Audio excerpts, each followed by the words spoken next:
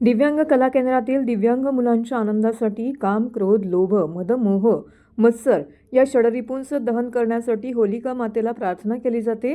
तसेच एकमेकांना पर्यावरणपूरक रंग लावून समाजाला एक संदेश देण्याचं काम दिव्यांग कला केंद्राच्या या विशेष होळीच्या माध्यमातून संचालक किरण विष्णू नागती व संध्या किरण नागती यांच्या पुढाकारातून मागील 10 वर्ष सातत्याने होतोय.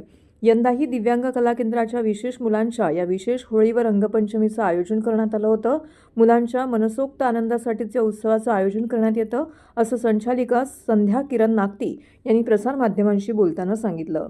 यावेळी दिव्यांग कला केंद्राच्या विशेष मुलांनीही आपल्या भावना व्यक्त केल्या. दिव्यांग बांधवांसोबत तुम्ही ह्या ठिकाणी होळी साजरी दिव्यांग कला केलेली आहे. केंद्राच्या काय वतीने सांगाल? दरवर्षी होळी साजरी केली जाते, काय सांगा? नमस्कार, मी संध्या राष्ट्रीय. हे होळीचं आपलं दिव्यांग कला केंद्राचं 10वं वर्ष आहे. मुलांसाठी आपण खरं तर ही होळी आयोजित केलेली आहे. या मुलांनाही होळीचा आनंद घेता यावा, रंगपंचमीचा आनंद घेता यावा म्हणून खरं तर आपण ही होळी साजरी करतो मुलांसाठी. आणि मुलांचा आनंद तुम्ही बघताय, प्रत्येकजण उत्साही आहे, आनंदी आहे. मग खूप मजा येते रंग उडवायला, रंग स्वतःला लावायला, दुसऱ्यांना लावायला. आणि यांच्या आनंदासाठीच आपण खरं तर हे सगळं आयोजन केलेलं आहे. ओके.